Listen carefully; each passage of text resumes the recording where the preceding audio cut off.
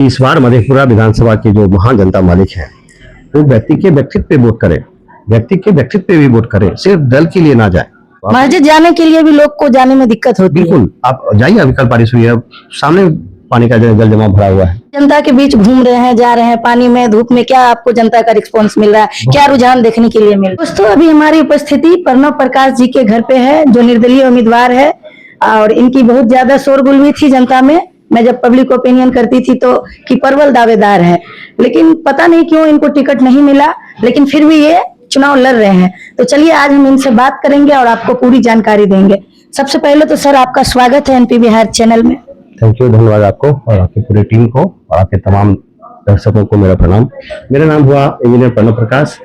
मैं मधेपुरा 73 विधानसभा क्षेत्र से इस बार एक निर्दलीय प्रत्याशी के रूप में आया हूँ। मेरा क्रमांक संख्या ईवीएम मशीन पे 11 होगा और मेरा जो चुनाव चिन्ह है वो है अलमारी छाप। सर आप निर्दलीय चुनाव क्यों लड़ रहे हैं?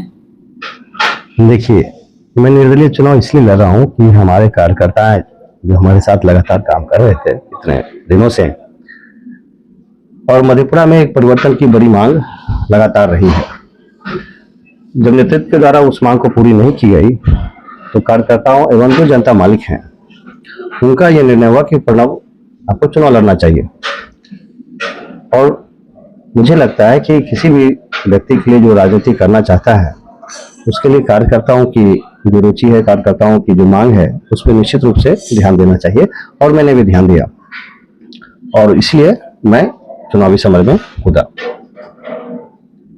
सर अभी तो आपके टक्कर में आरजेडी टिकट दिए हैं प्रोफेसर चंद्रशेखर बाबू को, और 3 बार से लगातार वो रहे हैं, पूर्व शिक्षा मंत्री रहे हैं, तो इस बारे में आप क्या कुछ कहेंगे?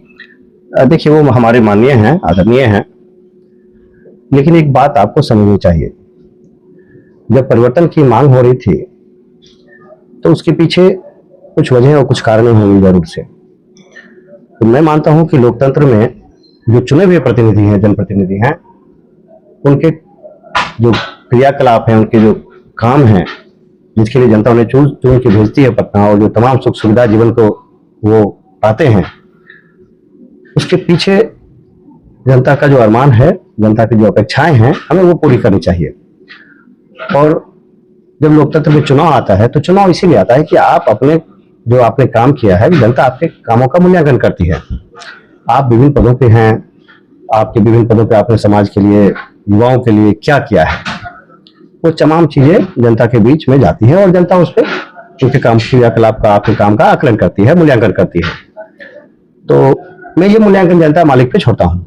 जनता मालिक मूल्यांकन कर रही है और जो भी निर्णय होगा जनता मालिक का, वो उनके पक्ष में जनता जाएगी। आपको देखते हैं पानी में, कादों में, धूप में, पूरा कपड़ा उपड़ा आपका खराब है, इतना मेहनत कर रहे हैं, क्या लग रहा है आपको, क्या उम्मीद करते हैं? नहीं, देखिए, मधेपुरा समाजवाद की धरती है और इस धरती पे हमेशा से क्रांतिकारी निर्णय मधेपुरा में होते आए हैं। और मधेपुरा का एक इतिहास भी अगर आप पढ़ें तो चाहे वो आजादी का संघर्ष हो या समाजवाद का जो आंदोलन था, मधेपुरा अग्रणी रहा है। और अग्रणी क्यों रहा है? क्योंकि हमारे यहाँ समाजवादी विचारधारा की जड़ें बहुत मजबूत है। और मैं जो प्रयास कर रहा हूँ तो मैं जनता के संवाद के लिए जनता के बीच जा रहा हूँ। अगर आप आज ग्रामीण इलाकों में जाएंगे तो बारिश के समय में बहुत दयनीय स्थिति हो जाती है वहाँ पे। कल मेरा 20 किलोमीटर का मैंने पद यात्रा कल किया है। पैदल 20 किलो पैदल 20 किलो चल लिए आप? 20 किलोमीटर। मेरे ख्याल से मोबाइल में एक एप्लीकेशन आता है कि आप कितना मूव करते हैं। तो लगभग मेरा भगवानपुर पंचायत का मेरा दौरा रहा, पूरे पंचायत का। इसलिए कादो से आपका कपड़ा सन गया है? अभी तक कपड़ा, मतलब सुबह में मैं अभी तैयार नहीं हूँ निकलूंगा क्षेत्र के लिए, तो ठीक है, बट ये कोई बड़ी बात नहीं है। इन चीजों से हमारे जनता मालिक तो रोज रूबरू हो रहे हैं। मतलब आप ये कहना चाहते हैं एक दिन आप सन गए तो क्या हुआ? ये तो जनता को रोज झेलना पड़ रहा है ये चीज। आप गांव में जाइए, सड़क है, नाले की व्यवस्था नहीं है, पूरा गांव का पानी सड़क पे है। किसी पंचायत में आप जाके देखिए, और ये बड़ी समस्या है। आप राह में जाइए, हमारे यहाँ जो अल्पसंख्यक बस्ती है, पहली डिमांड वहाँ पे यही है कि प्रणव जब बारिश होता है तो मस्जिद जाने का भी रास्ता नहीं होता है लोगों के पास। जो बड़े बुजुर्ग मस्जिद जाके नमाज पढ़ना चाहते हैं। 21 गांव के बारे में आप बता रहे हैं? अर्राह की बात कर रहा हूँ। अर्राह की बात करता हूँ। मस्जिद जाने के लिए भी लोग को जाने में दिक्कत होती है। बिल्कुल, आप जाइए, अभी कल बारिश हुई है, सामने पानी का जल जमा भरा हुआ है। अच्छा, मैं जाऊंगी। हाँ, बिल्कुल जाना चाहिए आपको। और देखिए, मुझे लगता है कि आप लोग जो हैं प्रेस से, जनता की समस्याओं को निश्चित रूप से ऊपर हमें रखना चाहिए। तमाम पत्रकारिता जो है उनमें भी वो लोग जनता के मामलों को ऊपर रख रहे हैं, लेकिन हमें और प्रखरता से रखना चाहिए, ऐसा मेरा मानना है जी। आप जनता के बीच घूम रहे हैं, जा रहे हैं पानी में, धूप में, क्या आपको जनता का रिस्पॉन्स मिल रहा है? क्या रुझान देखने के लिए मिल रहा है? बहुत बढ़िया, बहुत बढ़िया। जो बड़े बुजुर्ग हैं, जो माताएं हैं, जो मेरा कल का दौरा था, बिल्कुल दिल को सुकून देने वाला मुझे अनुभव हो रहा है। जो आशीर्वाद जनता मालिक से मिल रहा है, काबिल तारीफ है। और जो अपेक्षाएं उनको मुझसे हैं, वो भी वो बताते हैं वहीं पे कि प्रणव, इस सड़क को हम लोग को बनाना है, आप बना पाओगे? हम, जहां तक मैं बोलता हूँ कि हाँ बिल्कुल, क्यों नहीं बना सकता है, सरकारी व्यवस्था में। तो अगर आप विधानसभा पहुंचते हैं तो सबसे पहली प्राथमिकता क्या होगी आपकी? देखिए, मेरी प्राथमिकता ये है मधेपुरा के लिए कि यहाँ रोजी रोजगार की बात हो। एक बड़ा क्षेत्र अगर ग्रामीण क्षेत्रों में जाएंगे तो पलायन का शिकार है। बड़ी संख्या में लोग गांव से बाहर हैं, गांव में बच्चे हैं, परिवार की महिलाएं सदस्य हैं, और जो बड़े बुजुर्ग हैं, इन सबों को देखभाल की जरूरत है। और देखभाल करने वाला कहाँ है? वो प्रदेश कमाने के लिए गया हुआ है। मेरा ये प्रयास होगा, पहला प्रयास, कि मधेपुरा में छोटे उद्योग के लिए जो भी सरकारी एजेंसियां है या सरकारी दबाव है या जो भी कुछ किया जा सकता है, उस पर पहला प्रयास करना। तो आप विधानसभा से कोई फैक्ट्री या कारखाना यहाँ लाएंगे? बिल्कुल, मेरा ये प्रयास होगा कि मधेपुरा में छोटे उद्योग, कृषि आधारित उद्योग, जिसमें बड़ी रोजगार की संभावना है। देखिए, आज के दिन में अगर आप बड़े उद्योगों की बात करें तो बड़े उद्योग बहुत ज्यादा रोजगार क्रिएट नहीं कर रहे हैं, क्योंकि वहाँ ऑटोमेशन है, मशीन से है, कंप्यूटर्स हैं। मधेपुरा में छोटे रोजगारों की, छोटे उद्योगों की बहुत जरूरत है। और कोल्ड स्टोर की भी जरूरत है मधेपुरा में। कोल्ड स्टोरेज की जरूरत है, फूड प्रोसेसिंग जो है, जिसमें आप कॉर्नफ्लेक्स बना सकते हैं। मकई हमारे यहाँ भरपूर उपज रहा है, कॉर्नफ्लेक्स बना सकते हैं। चारा के लिए, हम पशु चारा के लिए यहाँ पे कई सारी संभावनाएं हैं, और मार्केट भी है यहाँ पे। दिक्कत ये नहीं है कि आपके पास मार्केट नहीं है, आपके पास उत्पादन है और मार्केट भी यही है उस एरिया में। तो मेरा प्रयास रहेगा कि यहाँ पे रोजी रोजगार के लिए व्यवस्था हो, ताकि लोगों को कम से कम पलायन करना पड़े। दूसरी बात, जो भ्रष्टाचार का समस्या है, वो पूरे सिस्टम को दिमाग की तरह खा रहा है, पूरे सिस्टम को, और वो ऊपर से नीचे तक है। क्या करेंगे आप भ्रष्टाचार को खत्म करने? बताता हूँ। मेरा ये प्रयास रहेगा कि जो आम जीवन को प्रभावित कर रहे हैं इमीडिएटली, जैसे किसी को वृद्धा पेंशन के लिए दिक्कत हो रही है और किसी को इंदिरा आवास के लिए समस्या है, तो इन चीजों के लिए जो ब्लॉक स्तर पे पदाधिकारी हैं, उनसे बात करना, उनसे संवाद करके उनको संवेदनशील बनाना। क्योंकि ये पूरा सिस्टम जो आपका डेमोक्रेसी, उसमें आपको संवेदनशील होना पड़ेगा जनता के लिए। और अगर आप संवेदनशील नहीं होते हैं तो जनता का आक्रोश बढ़ते बढ़ते विद्रोह की स्थिति पैदा होती है। तो उन्हें ये समझाना, पहली बात। दूसरी बात, अगर वो नहीं समझते हैं तो कानूनी रूप से उन पर प्रयास होगा।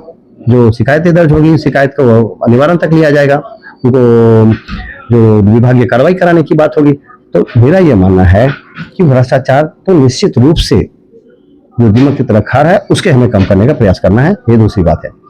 तीसरी चीज है कि जो स्वास्थ्य सुविधाएं हैं हमारे यहाँ, चाहे वो मेडिकल कॉलेज की बात कर लीजिए, प्राइमरी हेल्थ सेंटर की बात कर लीजिए, या ब्लॉक लेवल जो हेल्थ सेंटर पीएचसी बने हैं, उन जगहों पे भी अविलंब हमें इंटरफेरेंस की जरूरत है। आपने भवन बना दिया है, लेकिन आप क्या टेक्नीशियन भेजे हैं? क्या आपने इंफ्रास्ट्रक्चर लैब का इक्विपमेंट भेजा है? नहीं भेजा है। तो ये चीजें, और देखिए, ये चीजें ऐसी नहीं सिर्फ बोली कि ये चीजें करवाई जा सकती है। आपके पास अगर स्किल है, आपके पास लोगों से बात करने का हुनर है, तो आप ये काम करवा सकते हैं। और मधेपुरा के लिए मुझे ये करना है।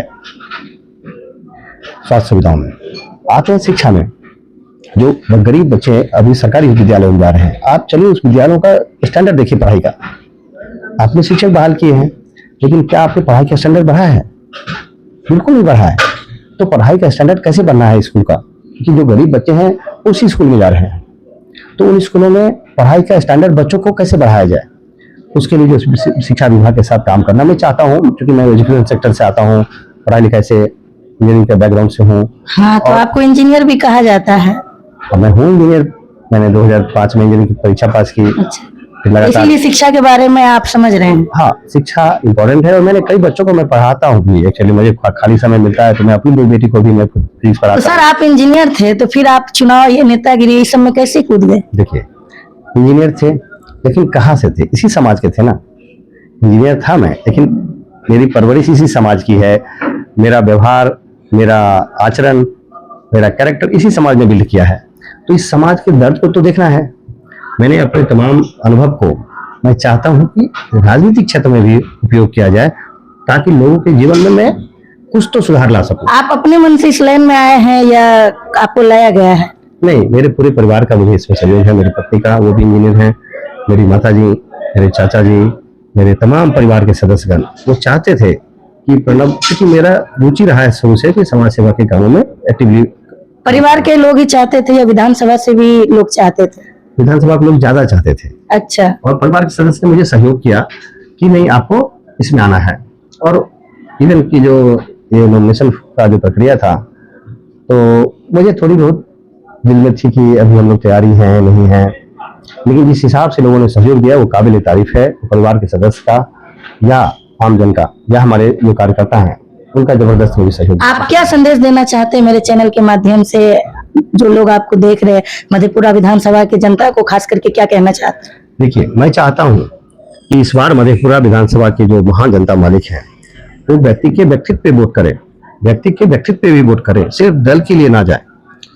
आपको उस व्यक्ति को देखना है कि वो व्यक्ति क्या ईमानदार है, क्या वो व्यक्ति काम करने वाला है, क्या उस व्यक्ति में काम करने की हुनर है, क्षमता है। आपको उन तमाम चीजों को देखना है। क्या वो व्यक्ति समाज में सौहार्द स्थापित कर सकता है, क्या वो व्यक्ति समाज के सभी वर्गों को, जो समाज में सबसे निचले तबके के लोग हैं, क्या उनके लिए वो संवेदनशील है। इन तमाम चीजों को आप देखिए और फिर निश्चित रूप से मतदान में आइए और उस प्रत्याशी के लिए वोट कीजिए। और अगर लगता है आपको इन तमाम चीजों पे प्रणब प्रकाश फिट बैठता है तो आप प्रणब प्रकाश के लिए मतदान करें। मेरा मधेपुरा की महान जनता से ये अपील रहेगी। देखिए, मेरा मानना है कि साफ सुथरी राजनीति अगर है और अगर आप अपने काम के प्रति ईमानदार हैं, लोगों के बीच आप अपनी बात को ले जा रहे हैं, तो वो काफी है। जनता है, उनको तमाम चीजों की जानकारी है। आपको किसी पे आरोप लगाने से मैं मानता हूं बहुत कुछ हासिल नहीं होता है। हाँ, अगर आपने अच्छा काम किया है तो वो भी जनता के पास जानकारी है, और अगर आपने जनता की अपेक्षाओं पे खरा नहीं आप उतरे हैं तो वो भी जनता मालिक। आज के ये सूचना क्रांति का दौर है, इसमें वो तमाम चीजें जनता को मालूम है जो आज से 10 साल 20 साल पहले हम लोग को लगता था ये बताना पड़ेगा। तो इसीलिए मैं चाहता हूँ कि जनता मालिक के पास वो तमाम जानकारी, आप लोग हैं उसके लिए ना, आप लोग पत्रकारिता के माध्यम से ये चीज लोगों के पास ले जा रहे हैं तो लोग जान रहे हैं। तो मैं अपना समय उसमें जाया ना करते हुए मैं चाहता हूं कि जो बात मुद्दे की हो राजनीति में, उस पर मैं अपना समय लगाना चाहता हूं। यही एक मेन कारण है। यानी आप किसी को भी बुरा भला नहीं कहिएगा, नहीं, किसी पे निशाना नहीं साधिएगा। निशाना साधने की जरूरत नहीं है।